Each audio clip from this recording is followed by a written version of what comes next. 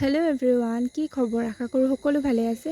আজি মোৰ ভাগিনৰ বাৰ্থডে। ৰাতিপুৱাৰ পৰা ইমান ফোন কৰিছে, মাহী আহিব লাগিব বাৰ্থডে পতা নাই, কিন্তু তাই মানে ঘৰতে কেক এটা কাটিব আৰু সেইকাৰণে ফোন কৰি আছে। এতিয়া আহি পাই গ'লোহি, তাই ডেক'ৰেশ্যন কৰি আছিলে কেক কটাডোখৰ।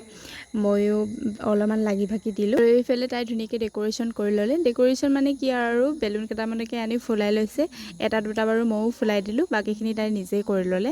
আৰু এতিয়া ড্ৰেছ চেঞ্জ কৰি তাই কেক কাটিব লৈছে।